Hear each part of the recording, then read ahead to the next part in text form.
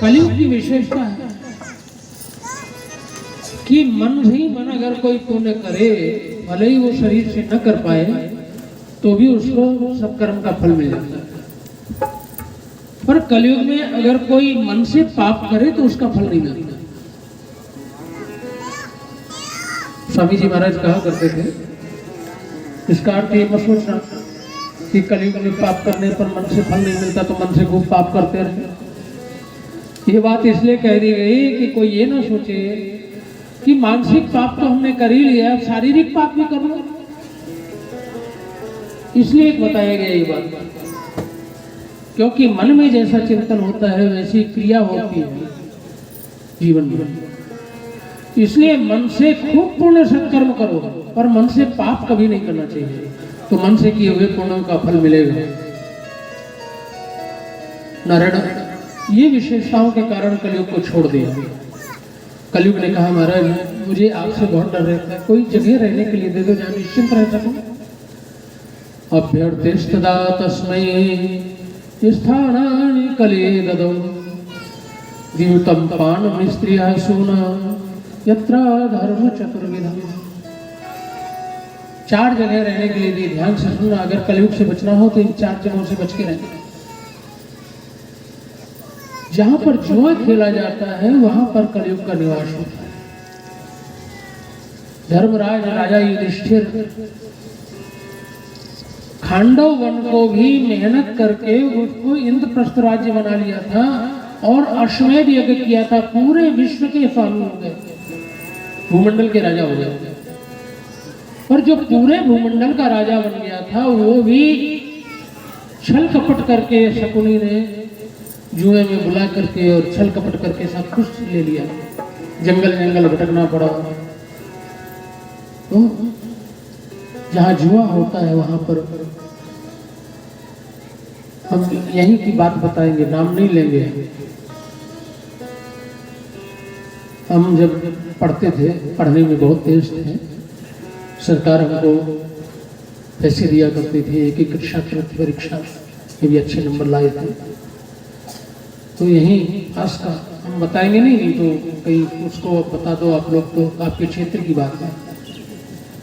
हमारे साथ एक पढ़ा करता था। जब हमने सन 93 में चातुर्मास किया था पोहू में, तो एक दिन छोटे छोटे बच्चों को लिवाए हुए आया और पैरों में गिर करके बिलक बिलक करके फूट फूट के रोने लगे। मैंने सोचा कोई घटना हो गई होगी इसके साथ। मैंने पूछा बताओ बात क्या है। कहा स्वामी जी मैं और आप दोनों एक साथ ही छात्रावास में रहते थे, पढ़ते थे, परंतु आज जो है हम देखते हैं कि आपको समाज के लोग कितना प्रेम करते हैं, सम्मान देते हैं। और एक मैं हूँ स्वामी जी, अपने बाप का इकलौता बेटा, 40 बीघा जमीन थी मेरे पास, सिंचित जमीन थी, सोना उगलने वाली। पर जुए की ऐसी लत लगी कि सब जमीन हार गया। 25,000 का गांव में पैसा लेकर और जुआ खेल गया। मकान सब चला गया, खेती चली गई। और मैं गांव छोड़ के इसलिए चलाया कि 25,000 जिसका लिया था वो पीछे पड़े थे, पैसा दो पैसा कहाँ से देता। मूंगफली की ठिलियां लगा रहा हूँ। पर गांव के लोग यहाँ भी मुझे बरुआ में भी चैन से नहीं रहने देते। जो नहीं वही पैसा मांगने आ जाते हैं। कोई कोई जबरदस्ती छीन के भी ले जाते हैं, जो थोड़ा बहुत कमाया वो भी हमारा कर दो। तो महाराज मुझे कभी कभी इतना दुख होता है कि मैं चाहे अकेला बेटा था, 40 बीघा सिंचित जमीन थी, खूब आनंद से राज करता, पर जुए में सब आज दुर्गति हो गई। अभी पिछले साल जब हमने मोटा में चातुर्मास किया तो फिर आया और उसने कहा स्वामी जी जब मैंने कहा था कि मैं आत्महत्या करने की इच्छा हो रही है, तो आपने कहा था जीवन में घबराना नहीं चाहिए, समय एक जैसा नहीं रहता, समय बदलता है। और अब जो है आपके आशीर्वाद से अब मैं मुनीमी करने लगा हूँ और मकान भी हो गया, खूब आराम से बच्चे भी पल रहे हैं और बढ़िया सब चल रहा है। हमने नाम नहीं लिया इसलिए क्योंकि आज भी वो यहाँ भूगा में रहता है, और हमने इशारा किया आपको कि जहाँ जुआ खेला जाता है वहाँ कलयुग का निवास होता है। राजा युधिष्ठिर तक को दर दर की ठोकर खानी पड़ी, चक्रवर्ती सम्राट बन गए। जहाँ पर मदिरा पान किया जाता है वहाँ पर कलयुग का निवास है। 5 महापापों में मदिरा पान है, और ये विदेशी आक्रमणकारियों ने भारत को कमजोर बनाने के लिए मदिरा पान करना सिखाया है। क्योंकि हमारे योद्धा युद्ध में लड़ जाते थे, लड़ते लड़ते उनके सिर भी कट जाते थे, तब भी लड़ते रहते थे। सब के सब विदेशी दंग रह जाते थे। उन्होंने पूछा विद्वानों से, तो हमारे विद्वानों ने, ब्राह्मणों ने बता दिया, अरे सिर कटने के बाद कोई लड़ थोड़ी सकता, वो तो जिस देवी देवता की उपासना करते हैं वो उनके शरीर में आ जाता है और वही अब कटा हुआ सिर पकड़ लेता है, उससे देखता रहता है और सबको मारता रहता है। कहा ये कैसे खत्म हो? कहा शराब जरा सी भी छिड़क दी जाएगा ना तो तुरंत धरती पे गिर जाएगा। तो अंग्रेजों ने, मुगलों ने क्या सोचा कि जो जरा सा छींटा डाल देते गिर जाता है, अगर हम उसको शराब पीना सिखा दें तो उसके देवता ही नहीं आएगा, और इसे सिखा दिया। और आज हम लोग विदेशियों की नकल कर करके, और कहने में बड़ा अजीब लगता है, जो परिवार अच्छे सम्मानित माने जाते थे समाज में, वो लोग भी मदिरा पान करके और अपने पतन का रास्ता खोलने लगे।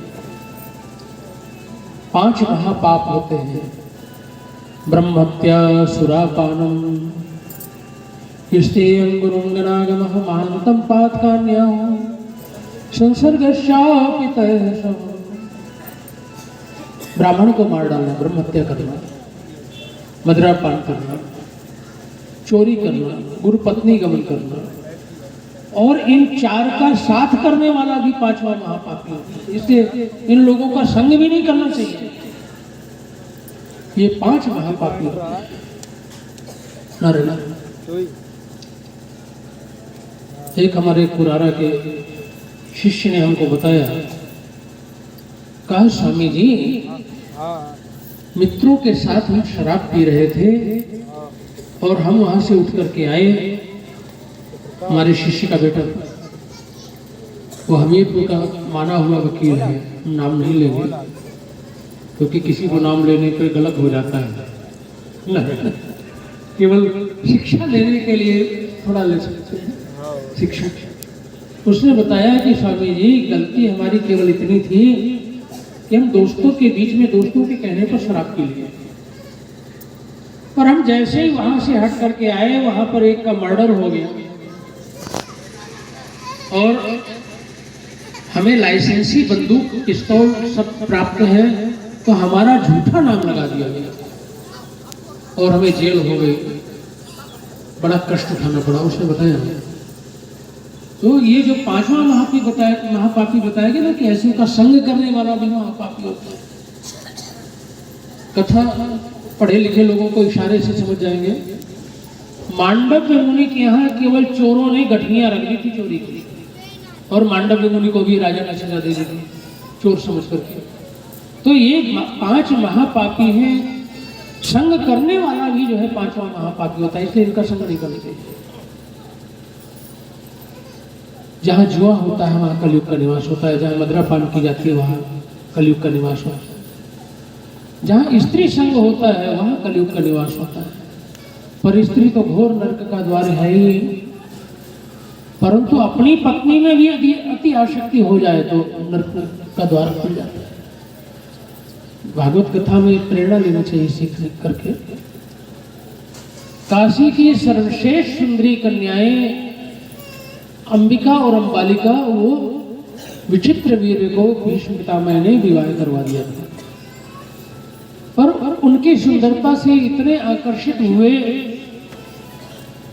इतने सुख भोगों में लिप्त हो गए कि उनको एक संतान भी पैदा नहीं हुई और क्षय रोग हो गया, टीबी रोग हो गया और वो संतान पैदा किए बिना दुनिया से चले गए। तो व्यास जी ने कृपा की, नहीं तो वंश ही नष्ट हो जाता। व्यास जी की कृपा से आगे चल करके कौरव पांडवों का ये वंश आगे बढ़ा। धृतराष्ट्र और पांडु को व्यास जी के आशीर्वाद से इनका जन्म हुआ।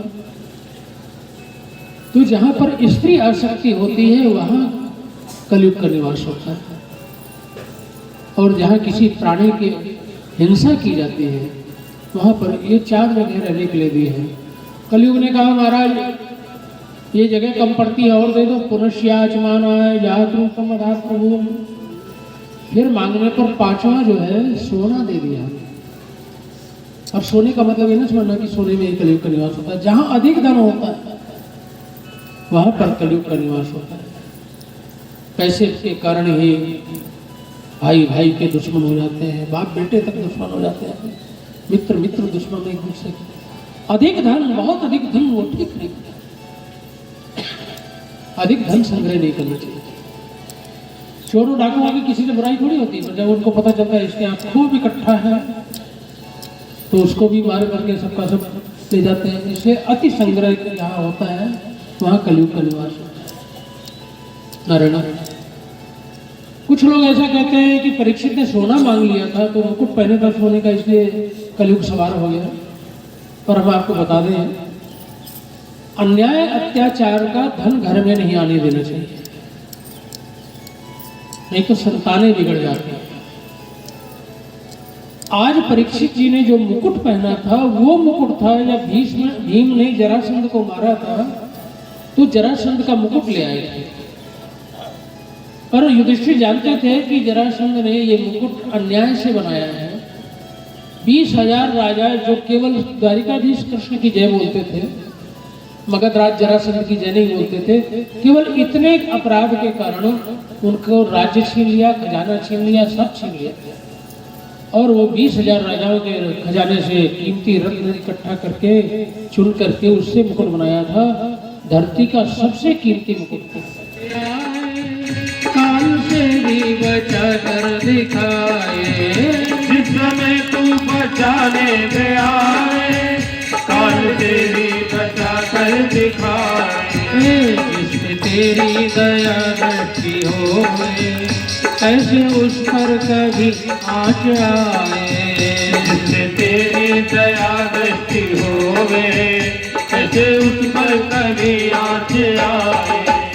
तेरे सब काम जग से निराले, मेरी नैया है तेरे हवाले। तेरे सब काम जग से निराले, मेरी नैया है तेरे हवाले। तुमको बचा लेने वाले, मेरी नैया है तेरे हवाले। तुमको बचा लेने वाले, मेरी नैया है तेरे हवाले।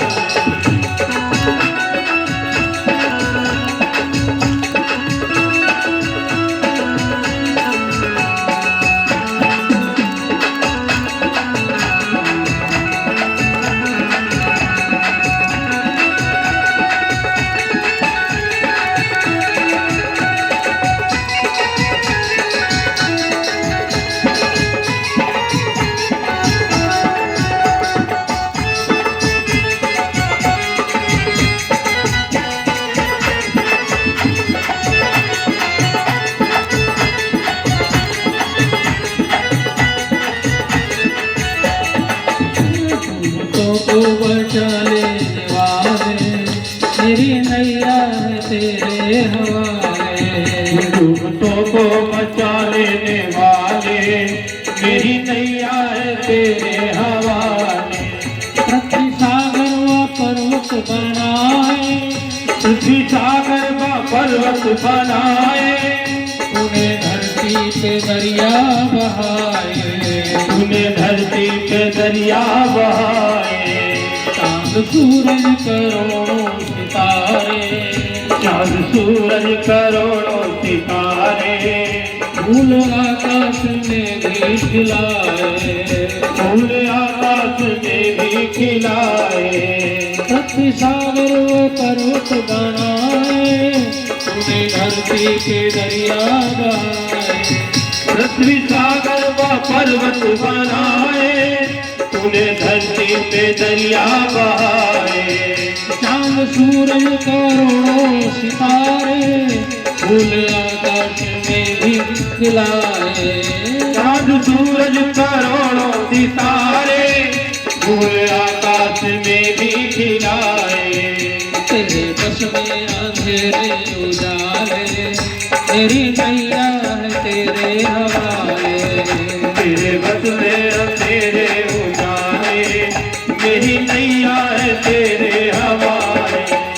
डूबतों को बचाने वाले, मेरी नैया है तेरे हवाले, डूबतों को बचा लेने वाले, मेरी नैया है तेरे हवाले।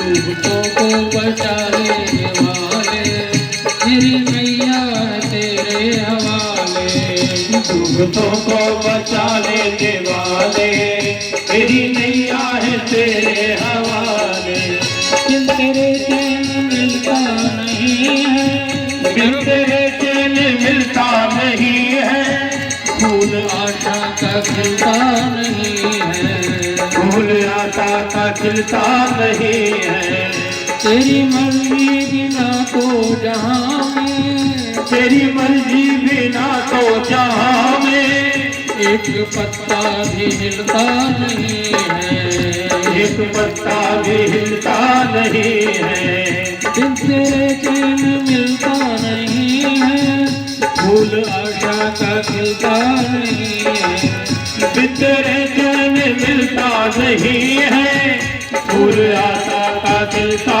नहीं है, तेरी मर्जी बिना तो जहाँ में एक पत्ता भी हिलता नहीं है, तेरी मर्जी बिना तो जहाँ में एक पत्ता भी हिलता नहीं है, आंधियों में भी तू ही संभाले, मेरी नैया है तेरे हवाले, आंधियों में भी तू ही संभाले, मेरी नैया है तेरे हवाले, डूबतों को बचा देने वाले, मेरी नैया है तेरे हवाले, डूबतों को बचा लेने वाले, मेरी नैया है तेरे हवाले, तेरे सब काम जग से निराले, मेरी नैया है तेरे हवाले, तेरे सब काम जग से निराले, मेरी नैया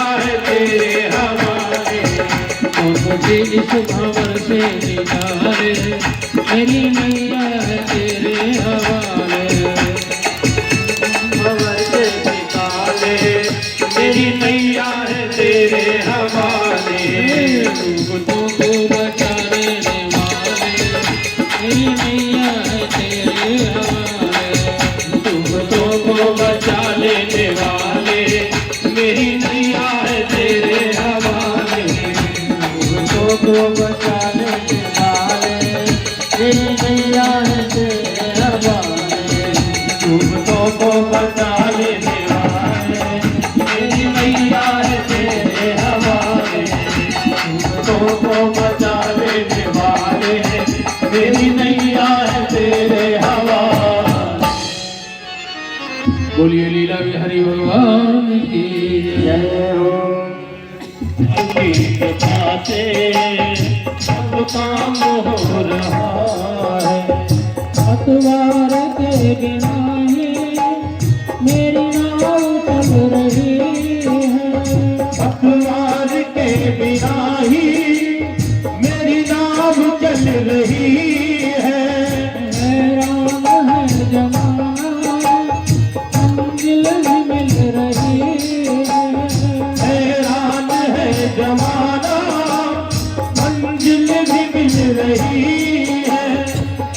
क्या बताऊं मोहन मोहन, अब क्या बताऊं मोहन, आराम हो रहा है।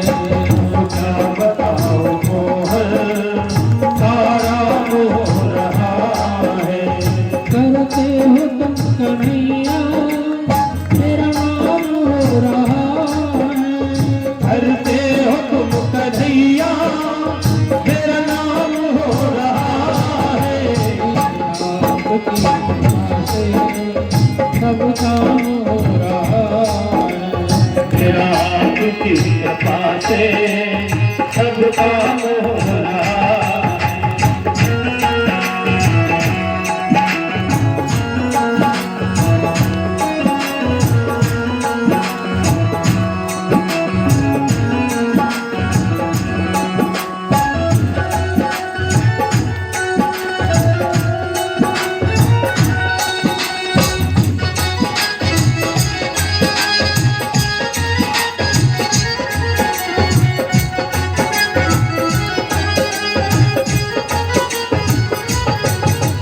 मेरा आपकी कृपा से सब काम हो रहा है। मेरा आपकी कृपा से सब काम हो रहा है।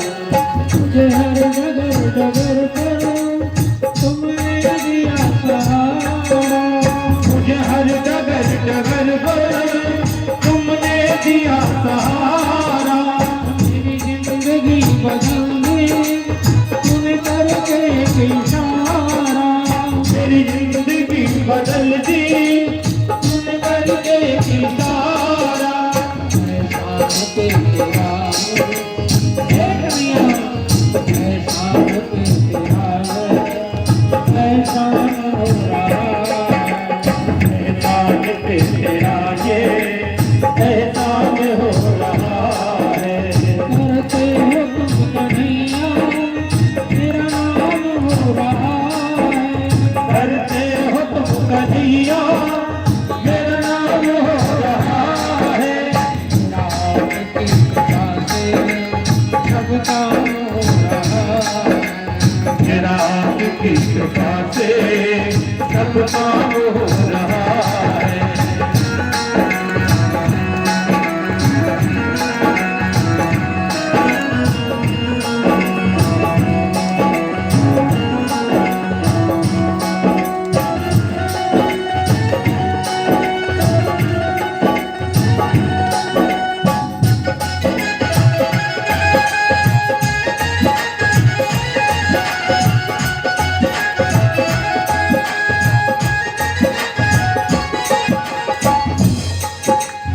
मेरी जिंदगी में तुम हो, इस बात की कमी है। मेरी जिंदगी में तुम हो, किस बात की कमी है। मुझे और अब किसी की परवाह भी नहीं है। मुझे और अब किसी की परवाह ही नहीं है।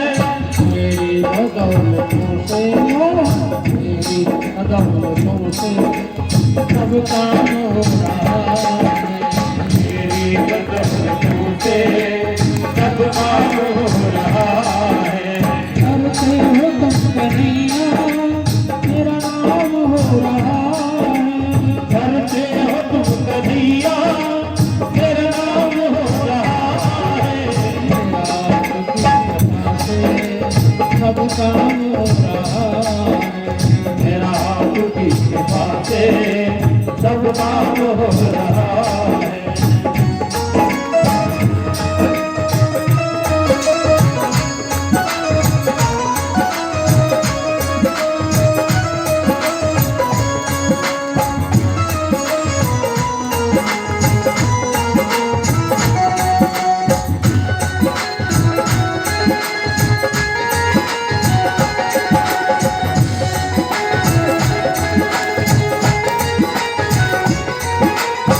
आपकी कृपा से सब काम हो रहा है। मेरा आपकी कृपा से सब काम हो रहा है। करते हो तुम कन्हैया, मेरा नाम हो रहा है। करते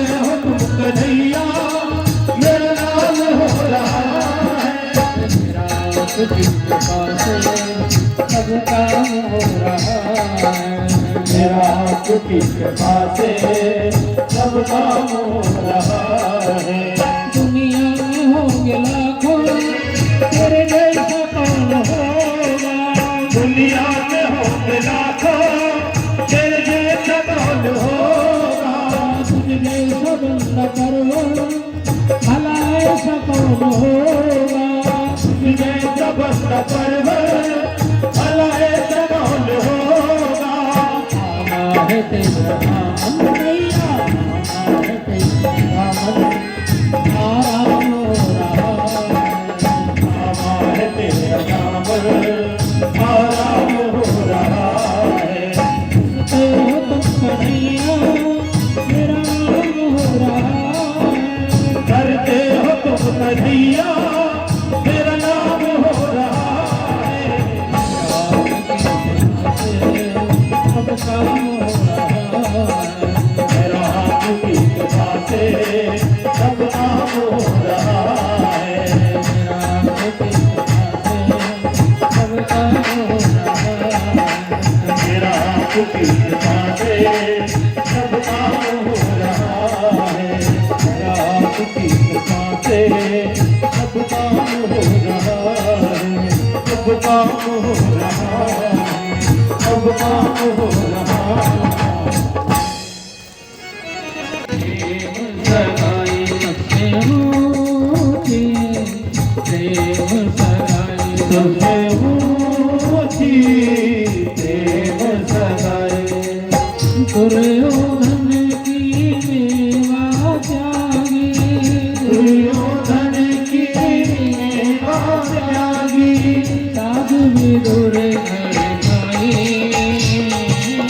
साध विदुर घर खाई, साग विदुर घर खाई। झूठे फल सबरी के खाए, झूठे फल सबरी के खाए। बहुविधि साध बताए, बहुविधि बात बताई। सबसे ऊंचे प्रेम सगाई, सबसे ऊंची प्रेम सगाई। सबसे ऊंची प्रेम सगाई। सबसे ऊंची प्रेम सगाई। प्रेम के वश नट सेवा की, प्रेम के पथ नृप सेवा की। आप बने हरि आए, आप बने हरिनाई। सबसे ऊंचे प्रेम सगाई। सबसे ऊंची प्रेम सगाई। हस्तिनापुर में एक नंदा नाम का नाई रहता था, भगवान का बड़ा भक्त। दुर्योधन की मालिश करने की ड्यूटी थी। नहाने के पहले वो अंधेरे ही जाके मालिश करता था। और एक दिन ध्यान करने शाम को बैठा, समाधि लग गई।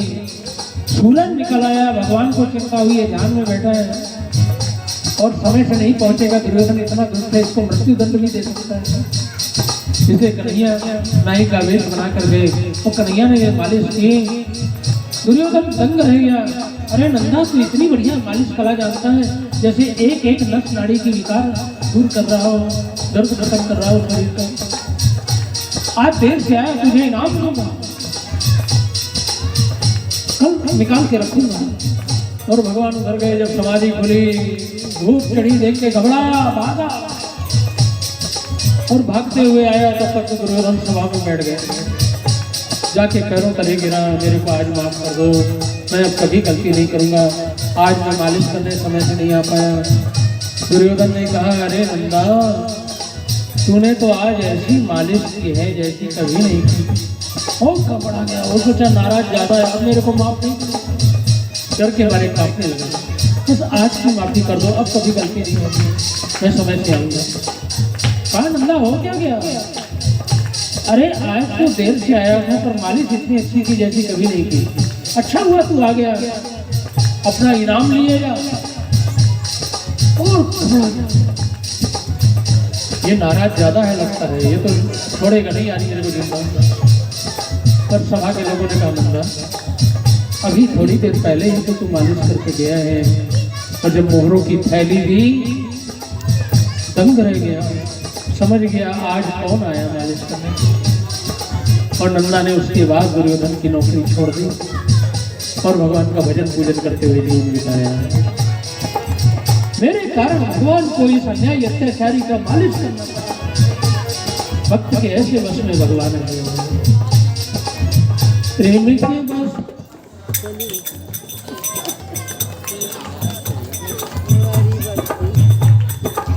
प्रेम के बस नृप सेवा की, प्रेम के बस नृप सेवा की, आप बने हरि नाई, आप बने हरि नाई, राजसूया के युधिष्ठिर की, राजसूया के युधिष्ठिर की है, काम दुख उठाई,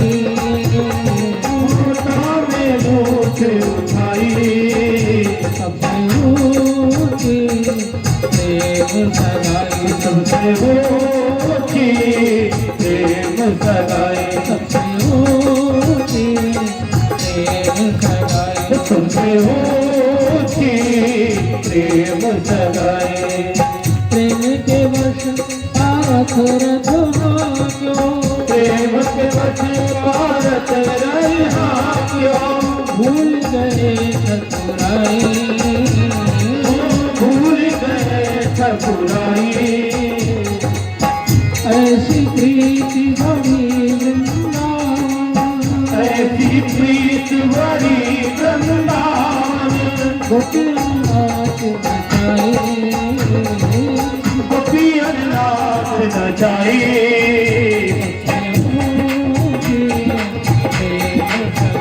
सबसे ऊंची प्रेम सगाई।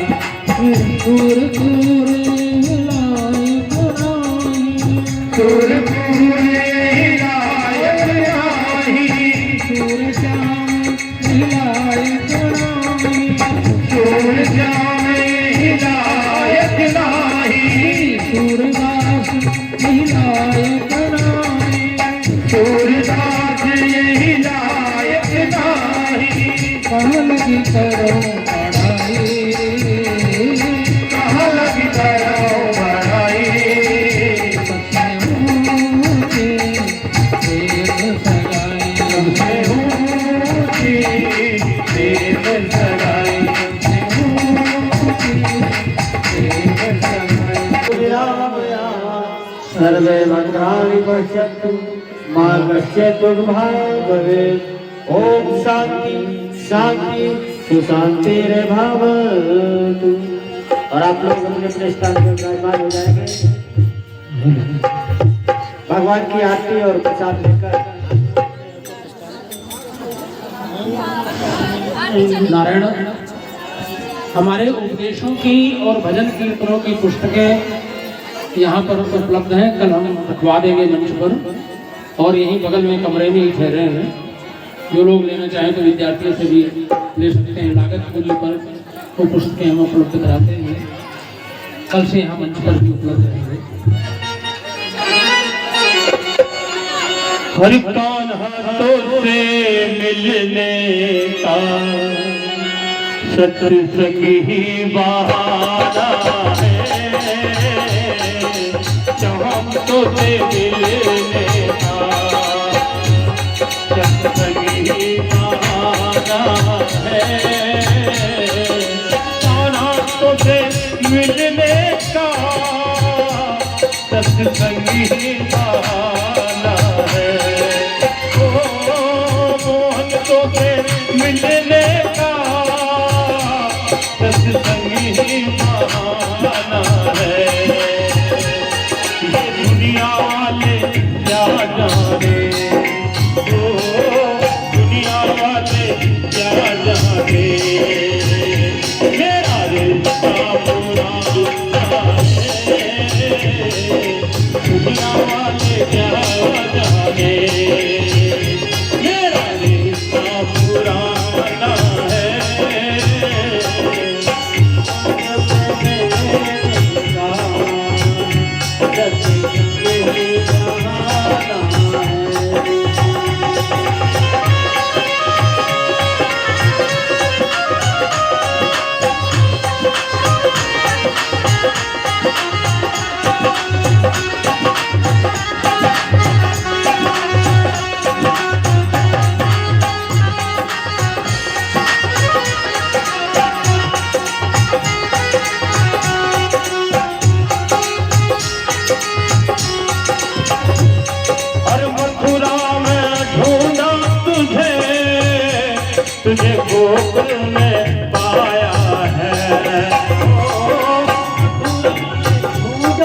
तुझे तुझे गोद में पाया है।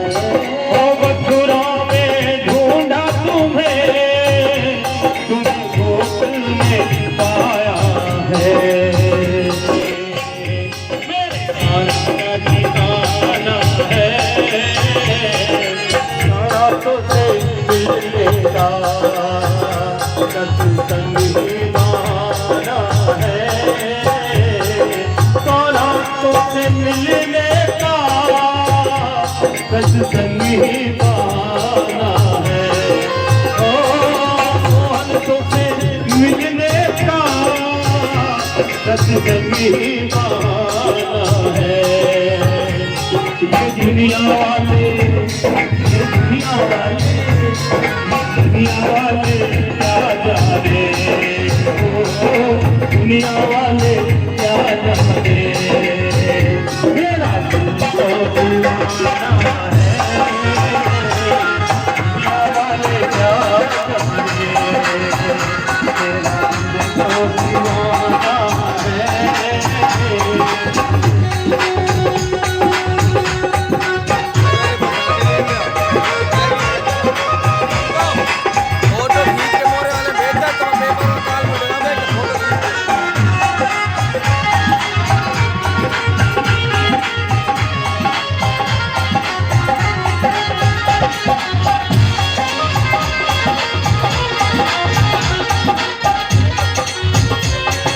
सूरज में ढूंढा तुझे तुझे चंदा ने पाया है। हो सूरज ने ढूंढा तुझे तुझे चंदा ने पाया है। हर तारों के झिलमिल में हो तारों के झिलमिल में मेरे नाम का ठिकाना है तारों के झिलमिल में मेरे नाम का ठिकाना है मिलने का सत्संगी माना है।